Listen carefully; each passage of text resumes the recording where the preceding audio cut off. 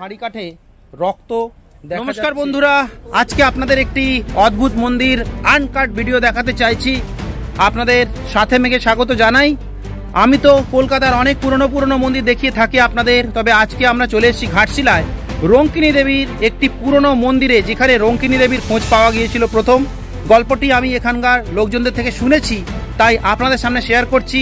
আর এটি হবে আনকাট একটি ভিডিও, একটু এদিক ওদিক হলে ক্ষমা করে দেবেন। আমি আপনাদের এই রঙ্কিনী দেবী সম্বন্ধে প্রথমে জানাই। রঙ্কিনী দেবী এখানে এখন পূজিত হয় দুর্গা মা হিসেবে, তবে অনেক দিন আগে এখানে একটি বাচ্চা রূপে রঙ্কিনী দেবী পালিয়ে যাচ্ছিলেন, আর এখানে রাখাল ছেলে তাকে তাড়া করেছিল। আর তাড়া করার সময় এই দেখুন আমার পিছনে সেই জায়গা, যেই জায়গায় রঙ্কিনী দেবী এসে লুকিয়েছিল।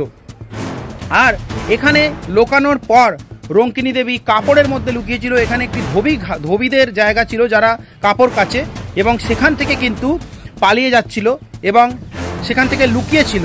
লুকিয়ে থাকার পর এখানে কিন্তু রাখাল ছেলে খুঁজে পায়নি। তারপর সেই রঙ্কিনী দেবীর মূর্তি একটি পাথর হিসেবে এখানে পাথর হয়ে যায়, আর এখানে একটি কুকুরও তার সঙ্গে যাচ্ছিল, সেও কিন্তু পাথর হয়ে যায়। জায়গাটি কি অদ্ভুত আপনাদের দেখায়। এখানে এখনো বলি হয়। এই আমি কথা বলছি তার কিছুক্ষণ আগে এখানে অনেকগুলি পাঁঠা বলি দেওয়া হয়েছে, আর এই নিচে অনুষ্ঠান হয়। যার যে মনোবাঞ্ছা পূরণ করার জন্য এখানে পাঁঠা বলি দেয়। যদিও আমি পাঁঠা বলি তার যে প্রথা আছে এই প্রথাতে বিশ্বাস করি না, তবুও আপনাদের দেখাই এখানে পাঁঠা বলি হয়েছে কিছুক্ষণ আগেও।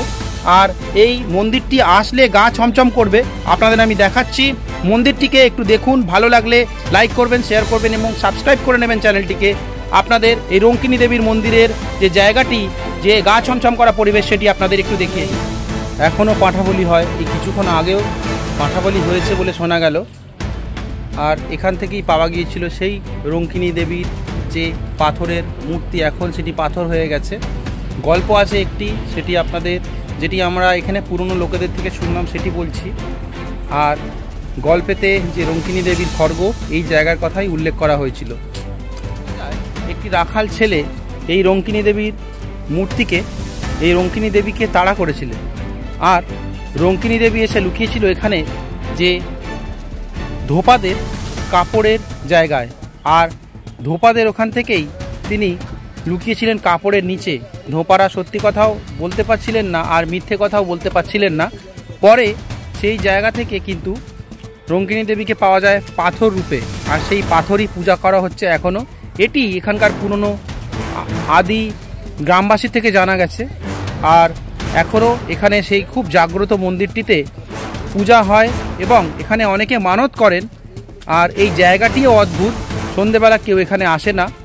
কিছুক্ষণ আগেও নাকি এখানে বলি হয়েছে, দেখা যাচ্ছে এখানে বলি কাঠে রক্ত এখনও দেখা যাচ্ছে। আপনাদের সেটি একটু কাছ থেকে দেখানোর চেষ্টা করছি। কিন্তু সত্যি বিভূতিভূষণ বন্দ্যোপাধ্যায় যে গল্পটিকে ডেসক্রাইব করেছিলেন, অর্থাৎ যেভাবে লিখেছিলেন, তার অনেকখানি এইখানে তার প্রতিফলন এখনও রয়েছে। দিন বদলাচ্ছে, উন্নত হচ্ছে মানুষ, তবে এখনও সেই একটি গা ছমছমে পরিবেশ এখানে রয়েছে, যা আমরা এসে উপলব্ধি করতে পারলাম। জঙ্গলে ঘেরা, চারিদিকে পাহাড় রয়েছে, শুনশান জায়গা। এইখানে সচরাচর লোকজন আসে না। আমরা এখানে এসেছিলাম, তবে খুব উঁচু পাহাড়ে নয়, পাহাড়ের নিচে রয়েছে।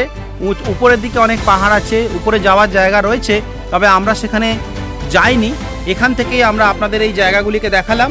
আর ঠিক এই জায়গাতে কিন্তু রঙ্কিনী দেবীর এখনও এই অংশটি রয়েছে। বন্দ্যোপাধ্যায়ের লেখা রঙ্কিনী দেবীর খড়গ আমরা পড়েছি অনেকেই, আবার সানডে সাসপেন্সে শুনেছি। সেখানে আমরা দেখেছিলাম রঙ্কিনী দেবীর খড়গ মড়ক লাগার আগেই রঙ্কিনী দেবী জানান দেয় যে মড়ক লাগতে পারে, তাই রঙ্কিনী দেবীর খড়গ রক্তে ভেসে ওঠে। আর এই জায়গাকে উল্লেখ করে এই জায়গার সমস্ত তথ্য তিনি তুলে ধরেছিলেন তার গল্পের মাধ্যমে। সেই গল্প যা ছিল রঙ্কিনী দেবীর খড়গ, আপনারা সেটি অবশ্যই সানডে সাসপেন্সে শুনে নিতে পারেন। শোনার পরে এলে আপনাদের আরও ভালো লাগবে বলে আমার মনে হয়, কারণ আমি সেই গল্প 8 থেকে 10 বার শুনেছি আর পড়েওছি। সেই গল্পর সঙ্গে অনেকটা মেলানোর চেষ্টা করলাম, তবে পরিবেশের পরিবর্তনের সঙ্গে সঙ্গে কিছু মেলে না, অনেকখানি কিন্তু মিলেছে। আর সেই গা ছমছম করা পরিবেশ আমাকে মুগ্ধ করেছে, আপনাদেরও ভালো লাগবে বলে মনে করি। রঙ্কিনী দেবীর এই পুরনো গল্পটি আর রঙ্কিনী দেবীর এই জায়গাটি আপনাদের কিছুটা হলেও ভালো লেগেছে আর কিছুটা হলেও আপনারা বুঝতে পেরেছেন। যারা আসতে চান অবশ্যই এসে দেখে যাবেন, ভালো লাগবে আরও। আপনাদের এই ভিডিওটি যদি ভালো লেগে থাকে অবশ্যই একটি লাইক করতে ভুলবেন না আমার এই ছোট্ট প্রয়াসকে, আর চ্যানেলটিকে সাবস্ক্রাইব করে নেবেন। এরকম আরও পুরনো মন্দির, পুরনো জায়গা খুঁজে আপনাদের দেখানোর জন্য আমি দেখাতে পারবো। আপনাদের বন্ধুদের সাথে শেয়ার করতে ভুলবেন না।